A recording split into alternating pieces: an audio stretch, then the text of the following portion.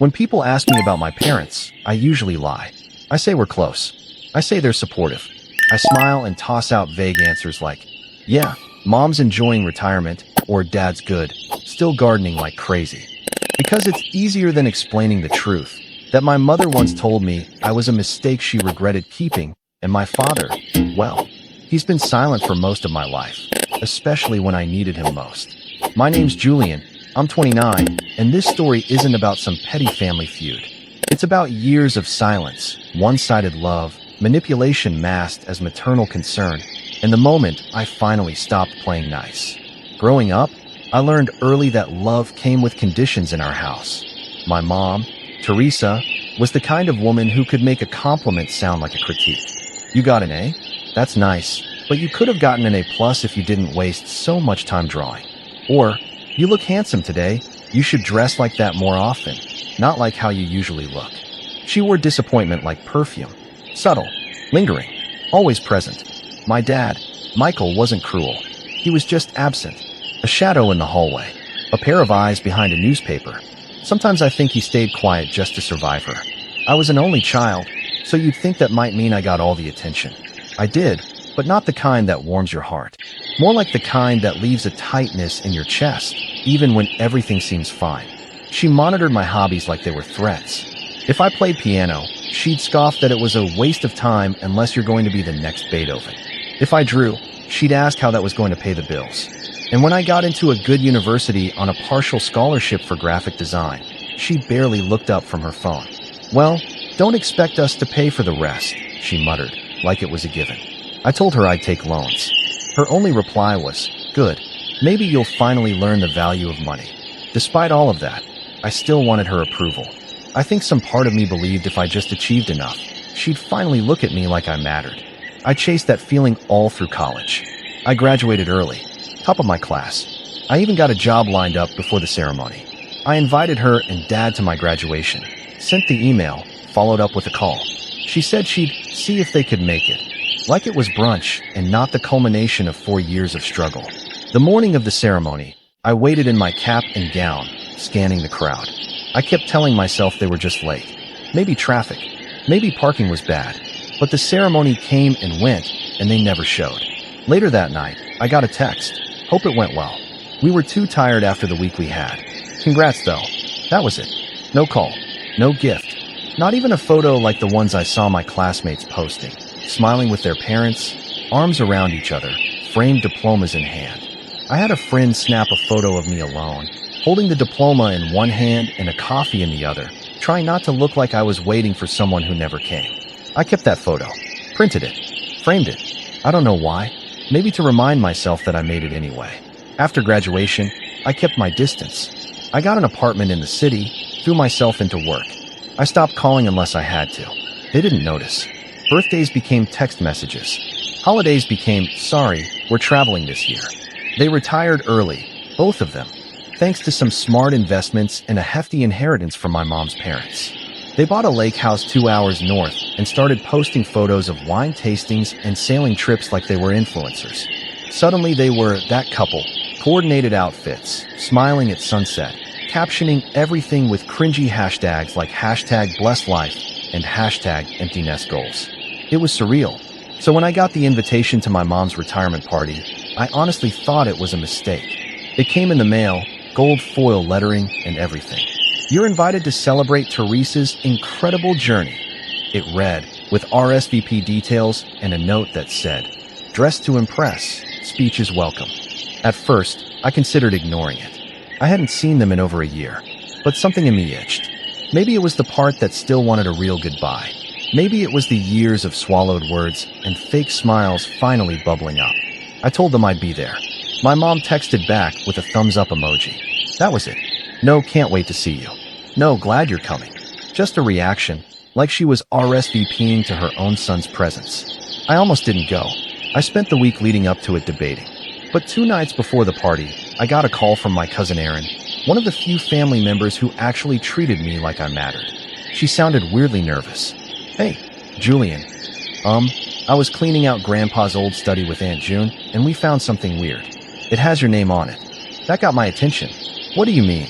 There's a file, legal documents. Looks like a trust or some kind of inheritance thing. Your name's listed as the original beneficiary, but there's a note added from your mom's lawyer, dated 3 years ago. It's been changed. My stomach sank. Changed how? She paused. I think you need to come see for yourself. I'm not sure I should say more over the phone. I drove down the next morning, and what I found in that folder cracked everything open.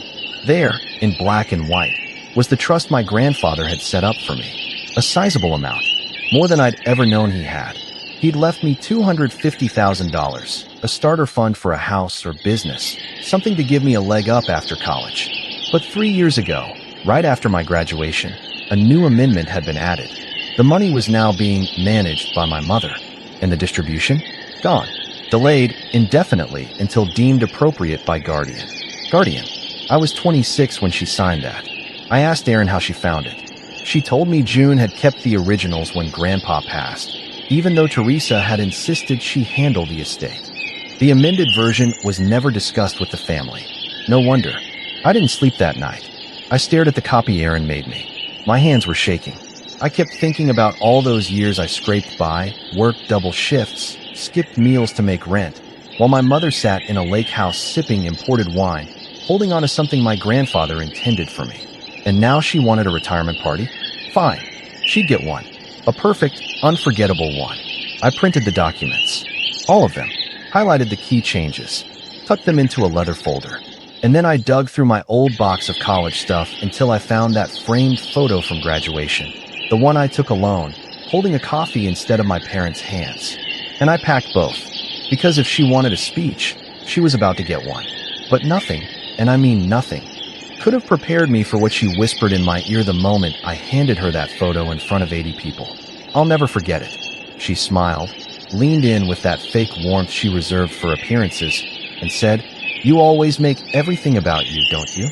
Everyone laughed. Thought it was a joke. I didn't, because in my jacket pocket was the folder she never thought I'd find. And I brought copies.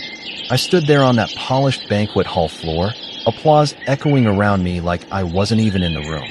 Everyone thought it was sweet, nostalgic, poetic. The framed photo, the heartfelt speech, the smile on my face. They didn't see the tremble in my fingers or the tightness in my jaw. They didn't hear what she whispered. They didn't know that the very photo I gave her was proof of the thing she never wanted to talk about, that she wasn't there. You always make everything about you, don't you? Her voice was honey and venom, so soft only I could hear it. She smiled while she said it. Everyone laughed like it was a cute inside joke between mother and son. My father clapped. He clapped. I hadn't spoken to him in months, and he clapped like he was proud of me. Or maybe just proud of how well I played my role. I walked off the small stage. That fake smile stuck on my face like glue. My heart was hammering. I kept hearing her voice on a loop. That same passive-aggressive sneer I'd grown up with, but now magnified by years of distance. And for a second, I questioned myself. Maybe I was making too much of it. Maybe I should just let it go. It's a party. It's her day. Don't ruin it. Then I remembered the legal documents in my jacket pocket. The highlighter marks. The section with my name crossed out. The amendment signed in ink. Her signature right there, next to a line that essentially robbed me of what my grandfather wanted me to have. Not delayed, taken. That's when the guilt evaporated. The rest of the party blurred. Relatives I hadn't seen in years came up to me with champagne glasses and fake grins. "You look so grown up. Your speech made me tear up. Your mom is just so proud of you." I nodded, smiled, pretended I hadn't just been emotionally slapped across the face by the woman they were all here to celebrate. And then I saw her, across the room, standing near the dessert table, laughing with her sisters. Teresa, my mother, dressed in soft rose gold, pearls around her neck, wine in hand like she was in a magazine shoot. She looked peaceful, relaxed, like someone who thought the past could never catch up to her. I didn't approach her then. I needed to breathe first. I stepped outside, past the clusters of smokers, and into the empty parking lot, where the cold night air hit me like a reset button. I pulled out the documents again. Read them one more time. Every line, every phrase. She hadn't even tried to cover it up. It was all legal, quietly signed, filed, and buried. I don't know how long I stood out there, just staring at the paper like it might rewrite itself. Eventually, Erin came out. She'd been watching me from the corner of the room the whole night. eyes flicking between me and my mom like she knew something was about to blow. "You okay?" she asked softly. "No," I said, "but I will be." She didn't ask more. She just stood beside me for a while, arms crossed against the cold. Finally, she said, "You know, you don't owe her your silence." That hit harder than I expected. I'd been carrying my silence like it was a family heirloom, something passed down, but it wasn't protection. It was a muzzle, and I was done wearing it. The breaking point didn't come in one big explosion. It came in pieces, little moments, piling up, until the weight crushed whatever was left of my patience. It started with the slideshow. Back inside, someone dimmed the lights, and a projector flickered on. A tribute to Teresa, it said in bold cursive. A slideshow of her life, her childhood, her graduation, her wedding, then baby photos of me, school portraits, family vacations. But something felt off. There were no photos of me past the age of 15. Nothing from high school, nothing from college. No birthday photos, no graduation, no awards. It was like I stopped existing once I became old enough to form my own opinions. And then came the kicker. Near the end of the slideshow, one of the final photos was of a framed certificate. A donation in her name to a local children's charity. In the caption, it said, "In honor of my future grandchildren, may they always know they're wanted." I sat there frozen. There it was. The knife. Slipped in with a smile. She knew I didn't want kids. I told her, years ago, during one of the few conversations we'd had post-college. She brushed it off then, told me I'd change my mind, or meet the right woman. I told her I was dating a man. She didn't speak to me for 6 months. And now she was taking jabs in a slideshow.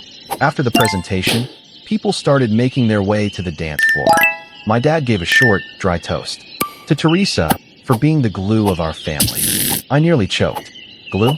If she was the glue, I was the piece that never quite stuck. Then came the final straw. It was subtle. It always was with her. I caught a conversation between her and Aunt June. I wasn't supposed to hear it, but I was close enough to the snack table when it happened. I was surprised Julian came, June said, sipping her drink. Teresa laughed lightly. "Oh, you know Julian. Always needing to make a scene. I'm sure he thinks this party is about him." June didn't reply. The silence lingered. "He's always been so dramatic," Teresa continued. "Honestly, sometimes I think he stayed away all these years just to punish me. That's how he works. Always trying to guilt people into giving him attention." June gave her a look. "Or maybe he stayed away because you never showed up for him." I'll give her credit. My mother didn't flinch. "Oh, please.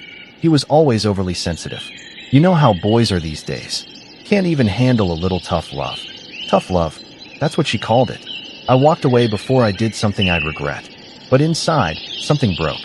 I'd been telling myself for years that maybe, just maybe, she didn't realize what she was doing. That maybe she didn't know how much it hurt. That if I just explained it the right way, she'd see it. She'd apologize. But now I knew. She saw everything. She remembered it all. And she didn't care. That was the night I stopped trying. I left the party early, but not before slipping a few copies of the legal documents into a padded envelope and tucking it into her coat pocket. I knew she'd find it when she got home. I wanted her to know I knew. No dramatic scene. No confrontation. Just quiet, cold proof. The next morning, I woke up to a missed call from my father and a text from my mom that read, "I don't know what you think you're trying to do, but you're not entitled to anything. Grandpa changed his mind, and that's final. If you needed money, you could have just asked." I stared at the message for a long time. She was lying. Grandpa hadn't changed anything. She had, and I had the paperwork to prove it. I didn't respond. Instead, I booked a meeting with an estate attorney, and I started making phone calls. Because if she wanted to play the victim, she was about to learn what it felt like when the mask came off. Rock bottom isn't always a dramatic event. Sometimes it's a slow realization, a quiet moment where everything just stops. For me, it came 2 days after the party, when I sat on the floor of my apartment, still in my clothes from the day before, phone turned face down on the coffee table, the envelope of legal documents beside me like a forgotten weapon. I wasn't crying. I wasn't angry. I just felt hollow, like someone had scooped out everything inside me and left only the shape of who I used to be. My mom's message still sat unread in my inbox, but her words were burned into my memory. "You're not entitled to anything." It echoed in my head louder than the actual party music. I kept hearing her voice say it, with that same tone she used when I was 12 and asked for a bigger slice of cake, or 17 and wanted to skip Thanksgiving to work on a college portfolio. Like wanting anything at all, was a weakness. Like I was a burden for having expectations. Like I should be grateful for crumbs. But here's the thing, grief and anger aren't opposites. They dance together. And the deeper the grief, the hotter the anger when it finally ignites. The day after the party, I finally called the estate lawyer whose name was on the original trust document. His name was Clark, and he sounded older, with a slow, deliberate voice that gave everything weight. "Julian," he said after I explained who I was and what I'd found. "I remember your grandfather well. He spoke of you often. Are you telling me Teresa altered the distribution terms of the trust without notifying you?" I told him yes. Sent him the documents. He asked if I could come in person. I did. Clark's office was in a red brick building downtown, tucked between a failing bookstore and a dry cleaner. His waiting room smelled like old paper and coffee, and he greeted me in a navy sweater and glasses that looked like they belonged to a detective in a 1970s cop show. "This," he said, holding up the documents I'd handed him, "is questionable at best. Your grandfather's original instructions were clear. The trust was to be dispersed to you upon graduation. There's no clause allowing your mother to delay or reassign those funds." "But she filed an amendment," I said, already bracing for the worst. "Isn't that legal?" "She filed an addendum through her own legal counsel, not through this office, and not with your consent, which makes it legally muddy. At best, it's a manipulation of her temporary executor role. At worst, it's fraud." The word hit me like a cold slap. Fraud. "Can I do anything?" I asked. He smiled, but it wasn't warm. It was the smile of a man who'd seen too many family knives and too many backs. "Yes, but the question is, do you want to?" I hesitated. Suing my mother wasn't something I'd ever imagined. But then I thought about my rent notices from last year, about skipping meals, about not going to the ER when I fractured my wrist because I didn't have insurance, about her smiling at that party like she was proud of what she'd done. "Yes," I said. "I do." Clark nodded, already reaching for a folder. "Then let's get to work." That moment, sitting in that office, watching an actual adult take my side, was the beginning of the rise. But it didn't feel like it right away. In fact, the months that followed nearly broke me again. Word got out fast. First it was whispers. Cousins texting me cryptic messages like, "Heard about the drama. You okay? And why are you doing this to your mom?" Erin stayed quiet, but I knew she was fielding calls. Then my dad reached out.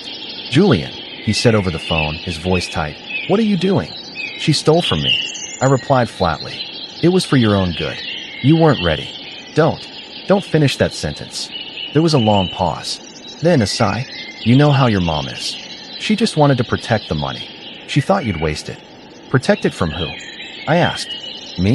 The person it was left to. She thought you'd spend it on something stupid. Art school.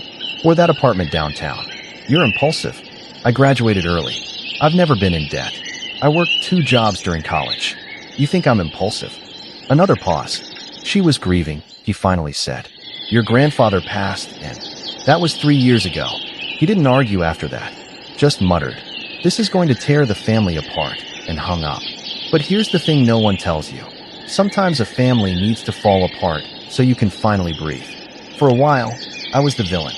I got texts from relatives I barely knew telling me to be the bigger person, to let it go, that money isn't worth destroying relationships. One even had the audacity to say, "She raised you, didn't she?" No, she tolerated me. There's a difference. Still, it hurt. More than I expected. Every message, every phone call, every awkward silence from people I'd grown up seeing at birthday parties and summer barbecues. It chipped away at me. I started having second thoughts. Was I blowing things out of proportion? Was this really worth it? That was the fall. But then came the rise.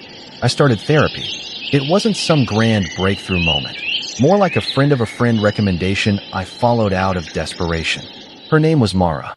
Mid-40s, glasses, always wore cardigans and mismatched earrings. She never judged, just listened, asked questions, pushed gently. We talked about control, about how my mother controlled not just money, but emotions, how she weaponized guilt, how my silence had always been the currency she preferred. "You've spent your whole life trying to earn love that was never being offered," she said once. "What would your life look like if you stopped trying?" That question stuck with me. Around the same time, I threw myself into my work. I was a graphic designer at a mid-size agency, not glamorous, but solid. I'd always done just enough to get by, met deadlines, got the occasional client compliment. But now, I went all in. I redesigned 3 campaigns from scratch, volunteered for a pitch presentation that landed us a huge client, stayed late, arrived early, not because I wanted to impress anyone, but because it gave me purpose, control. It felt good to build something that couldn't be taken from me. 3 months after the party, my boss called me into her office. "I've seen a shift," she said. "You're sharper, more focused, and honestly, your work's never been better." I didn't explain why, just nodded. "We'd like to move you into a lead role. Creative direction. Higher pay, more responsibility. What do you think?" I took the offer, and for the first time in years, I didn't call my parents to tell them. I also moved out of the tiny apartment with the squeaky faucet and the unreliable heat. I found a 1-bedroom in a quiet building with brick walls and tall windows. The kind of place I'd once dreamed about but assumed I'd never be able to afford. I bought a new desk, a couch that didn't sag, plants I somehow managed to keep alive. I also framed that graduation photo again, the one where I'm holding the diploma and the coffee. But this time, I put it next to another frame, a copy of the original trust document, the real one, with my name intact. And beneath that, a sticky note with the words Mara had once said to me: "Stop trying to earn what was never being offered." That became my mantra. I stopped attending family events. No birthdays, no Easter brunches, no half-hearted invitations to patch things up. Erin and I stayed close. She was my one anchor in the storm, but everyone else? I let them fade. I deleted group chats, muted threads, removed myself from the role of family peacekeeper that I'd never signed up for in the first place. And still, I kept rebuilding, quietly, day by day. Then, one afternoon, Clark called. "Julian," he said, "we've got something." Her counsel offered a settlement. My heart jumped. How much? Half the original amount. No admission of wrongdoing. But they're offering it in exchange for you dropping any further claims. I stared at the wall. Half. After everything. Why not the full amount? I asked. Because they're hoping you'll still play the role. The grateful son. The quiet one. They think you'll settle just to avoid dragging this out. I let that sit for a moment. And then I said, "Tell them no. I want to go all the way." There was a pause. Then a slow chuckle. "Good," Clark said. "Because I've already prepared the next motion." That was the day I stopped hoping for closure and started building consequences. It's a strange thing, preparing for revenge. It doesn't feel the way you think it will. There's no maniacal grin, no soundtrack swelling in the background, no single moment where you say, "Now it begins." It's slower, methodical, a quiet, deliberate stacking of dominoes. And you learn, very quickly, that true revenge doesn't come from rage. It comes from clarity. I had spent most of my life reacting, apologizing when I hadn't done anything wrong, shrinking to make others comfortable, staying silent so I wouldn't be labeled dramatic, ungrateful, difficult. But now, after everything, the trust documents, the gaslighting, the lies, I wasn't reacting anymore. I was planning, and I had time. Clark and I were deep in legal proceedings. Since my mother hadn't just delayed the trust, but had actively diverted the funds, we had a real case. But these things don't move quickly. There were hearings, discovery requests, financial disclosures. Every week brought another envelope in the mail, another email with subject lines like "Update," Teresa's response to interrogatories. It was like peeling back an onion made entirely of red flags. But while the legal wheels turned, I kept busy laying the rest of the groundwork. The first thing I did was upgrade my life, and not just physically. Yes, I had a better apartment, a new role at work, more confidence in my bank account. But what I really started upgrading was my circle. It started with Erin, who had been my quiet supporter through all of this. She was the one who found the documents, the one who didn't look away when the family started turning. One evening over coffee, I finally said what I'd been thinking for weeks. "I want to make this public." Her eyebrows lifted. "Like expose her?" I nodded. Not just the trust. Everything. The favoritism. The lies. How she talks about me behind my back. How she plays the victim. People think she's this perfect matriarch. They need to know who she really is. Erin sipped her coffee. "You'd be dragging the whole family into it." "They already chose their side," I said. I'm done protecting their comfort. She looked at me for a long time, then said, "Okay, if you're serious, I'm in." That was the first ally. The second was Clark. I asked him one day if there was a way to make the court documents public. Not just the filings, but the correspondence, the statements. He explained that in many states, civil court records are public unless sealed. Ours weren't. So technically, he said, adjusting his glasses, once the trial begins, anyone can read them, even journalists. That gave me an idea, a big one. I started documenting everything. I opened a new folder on my laptop called History. In it, I placed every relevant photo, email, text, and document. Screenshots of conversations, the graduation photo, her texts, the video from the retirement party. Yes, someone recorded it. A copy of the trust. I even found a voicemail from a few years back where she berated me for not calling on her birthday, even though she hadn't called me in over 6 months. I began writing it all out, not as a Reddit post, not yet, as a timeline, a narrative, a map of everything I'd survived. Therapy helped with that. Mara encouraged me to process it, not just plot it. She knew what I was doing. She never called it revenge. She called it accountability. "You're not punishing her," she said. "You're just refusing to carry the silence anymore." That line stuck with me. Next, I started researching my mother's social life. It wasn't hard. She'd made herself a bit of a public figure in her community. After retiring from her accounting firm, she joined the local women's business league, started a wine tasting club, and even hosted quarterly charity brunches at the lake house. She was, in every sense, the face of graceful retirement. She also had a carefully curated Facebook page, full of inspirational quotes, humble brags, and photos of her latest charity work. I knew she loved that image. It was her shield, her mask, and I knew exactly how to dismantle it. But I wasn't reckless. This wasn't going to be a public tantrum. No angry posts, no shouting from rooftops. I wanted everything to be clean. I wanted the truth to speak louder than my anger. And that meant waiting for the right moment. That moment came sooner than I expected. 3 months after the party, I got a formal invitation in the mail, hand-lettered, cream cardstock, wax seal. It was for the Business League's Spring Gala, hosted at, where else, my parents' lake house. Black tie, formal dinner, silent auction, press coverage, honoring Teresa for her outstanding service to the community. I stared at the invitation for a long time. She had no idea it was coming full circle. I RSVP'd with a yes. In the weeks leading up to the gala, I met with Clark twice a week. We prepared summaries, visual aids, timelines. We gathered signed statements. Erin wrote a letter detailing how she found the documents. June, quietly and off the record, confirmed that my grandfather's original wishes had never included any amendments. She refused to get involved officially, said she was too old for war, but she said something that struck me. "She's always needed to control the story," she said. "But you're taking the pen back." That's what this was, a reclamation. Not just of money, or dignity, or justice. Of narrative. Around this time, I started quietly reaching out to journalists. I didn't pitch a scandal. I pitched a story. Son challenges estate fraud after discovering mother rerouted inheritance. I kept it anonymous. Just initial inquiries. I didn't want to pull the trigger until I had everything lined up. But I kept the lines warm. Then I created a digital packet. A private website, password protected. It contained the timeline, the documents, the proof. A section called Before with photos of me as a kid, and a section called After with emails and texts that showed how things changed. I sent the link to Clark, to Erin, to Mara. All of them said the same thing. It's undeniable. Still, I waited. The night before the gala, I got a call from my dad. He hadn't spoken to me in weeks.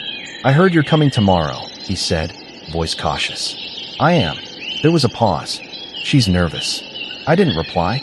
"She's been different since the party." I still didn't speak. "She's your mother," he finally said. "No matter what happened." "No," I said quietly. "She's not. She's the woman who raised me." That's not the same thing. He didn't argue, just said, "See you tomorrow," and hung up. The day of the gala, I dressed carefully. Black suit, clean shave, calm expression. I arrived just as the sun was setting over the lake, casting everything in that golden hour glow my mom loved for her photos. Guests were already mingling in the garden, sipping champagne, laughing under string lights. It was picturesque and fake. I walked through the crowd with practiced ease. smiling, nodding, accepting compliments. People asked what I'd been up to. I told them I'd been rebuilding. No one asked what that meant. When I finally saw her, she was at the center of it all, standing under a white arch covered in ivy, posing for photos with some local councilwoman. She looked radiant, polished, unshaken. But then she saw me, and for the first time in years, she flinched. I gave her a slight nod and kept walking. Later that evening, during the dinner, there was a program. Speeches, awards, applause, and then the host stepped up to the mic. And now, a very special surprise for our guest of honor. Teresa's son, Julian, has prepared a tribute. Let's give him a warm welcome. I hadn't told anyone I'd be speaking. She looked stunned. I walked up slowly, folder in hand, smiled at the crowd, adjusted the mic. Thank you, I began. I'll keep this brief. My voice was calm, clear, no shaking hands, no anger. My mother has always been good at curating moments. Photos, events, appearances. Tonight is one of them, and I want to thank her, truly, for teaching me something invaluable, the power of image. I paused, scanning the crowd. But images aren't the full story. So tonight, I brought the full story. I held up the folder. This is a copy of the trust left to me by my grandfather. It was intended to be distributed to me upon graduation. It was legally binding, witnessed, and notarized. But 3 years ago, it was altered, without my consent, and rerouted. A quiet rustle swept through the room. My mother's face went pale. I won't bore you with legal jargon. You'll be able to read it all yourselves. I've made copies. They're available at the check-in table as you leave. A few gasps. A couple people shifting uncomfortably. And if you'd like to read the full timeline, texts, emails, legal filings, they're available at this link.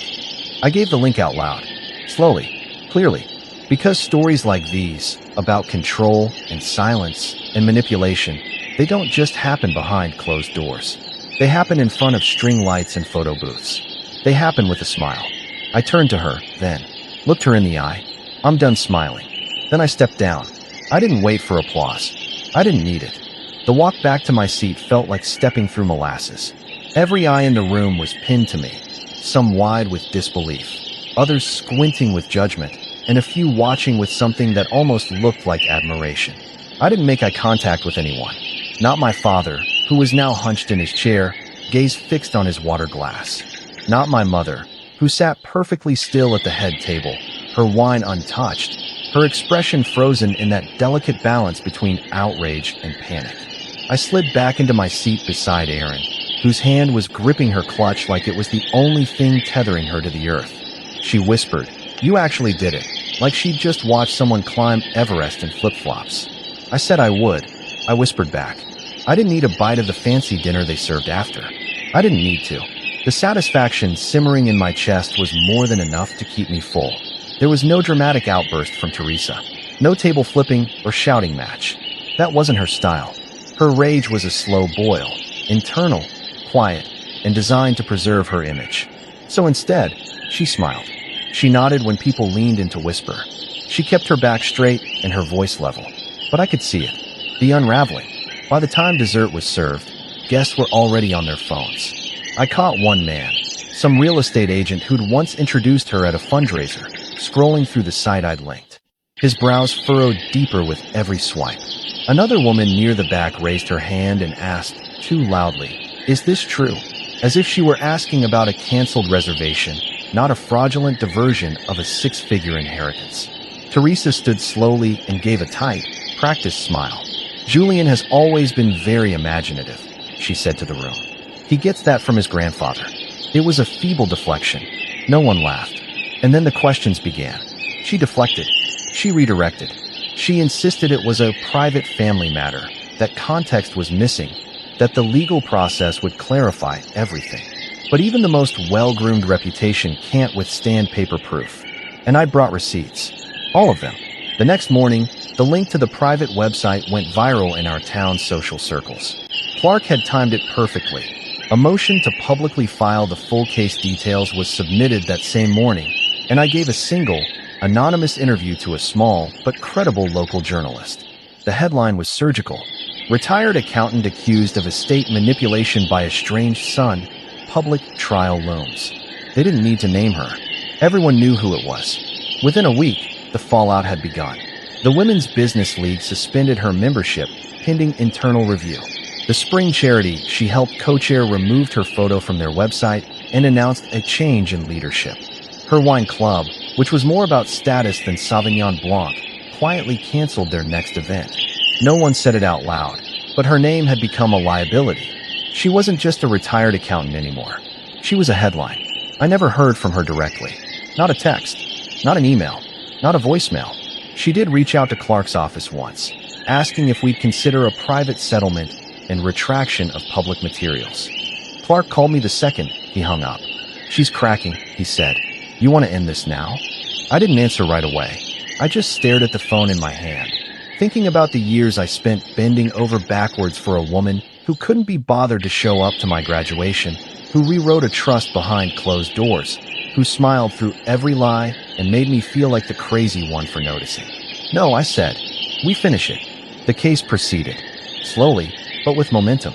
Depositions began, and in those, everything came out. That she'd used the money as a safety fund to renovate the lake house. New deck, updated kitchen, even a hot tub. That she'd transferred part of the amount into an account in her name. That she'd told her lawyer I was too unstable to manage that much money, citing vague, unverifiable examples of reckless behavior, none of which held up under scrutiny. It wasn't just a breach of trust. It was financial abuse, and the court saw it that way. 5 months after the gala, the ruling came in. Teresa was ordered to repay the full original trust amount, plus interest. She was also fined for misrepresentation and stripped of her authority as executor for any remaining family trusts. The judge's comments were damning. This court finds that Ms. Teresa Caldwell used her temporary position of authority not to honor the wishes of the deceased, but to control and manipulate the beneficiary, Julian Caldwell, for personal gain. It was everything I could have hoped for. But that wasn't the final blow. That came the next morning. Because while the legal process had done its job, the court of public opinion was still in session, and someone had leaked the full deposition transcript to the local media.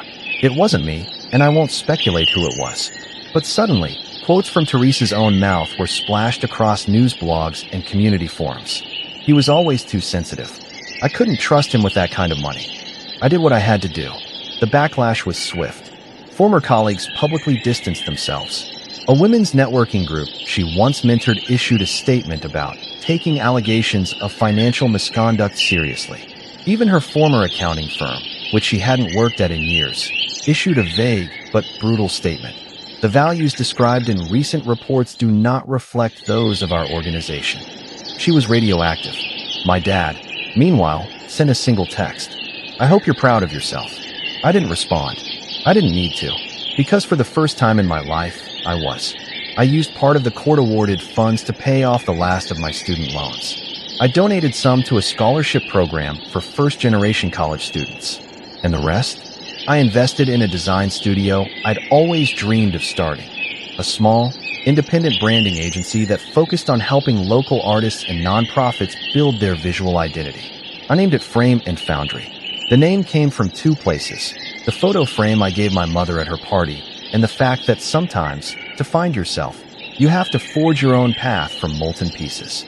Business was slow at first, then steady, then good. By the 1-year anniversary of the gala, we were profitable. I had a team, a space, clients who trusted me, people who saw me. And the best part? I didn't know any of it to her. I kept going to therapy, not because I was broken, but because healing isn't a finish line. It's maintenance, and I'd neglected mine for too long. Mara once said, "Revenge doesn't heal wounds." But justice? Justice gives you a clean surface to start stitching. She was right. Eventually, people stopped bringing her up. The headlines faded. New scandals emerged. Life moved on. But the silence was different now. It wasn't heavy. It wasn't sharp. It was mine. I didn't go to her house again. Not when she had surgery. Not when they downsized. Not even when her sister passed. I sent a condolence card. Signed it Julian. Nothing more. Erin and I stayed close. She became like a sister to me. The kind you choose, not the one you're born into. On the 1-year anniversary of my grandfather's passing, she brought over his old chess set and said, he'd be proud of you. I believed her. The photo from graduation still sits on my desk. But now, there's a second frame beside it. A photo of the day I signed the lease to my studio. I'm holding the keys, smiling in a way I never used to. Fully. Honestly. And sometimes, when I look at those two photos side by side, the boy who waited for someone to show up, and the man who showed up for himself, I smile too. Because in the end, my revenge wasn't just about making her pay. It was about proving, beyond a doubt, that I never needed her permission to succeed. I just needed the truth. And I brought copies.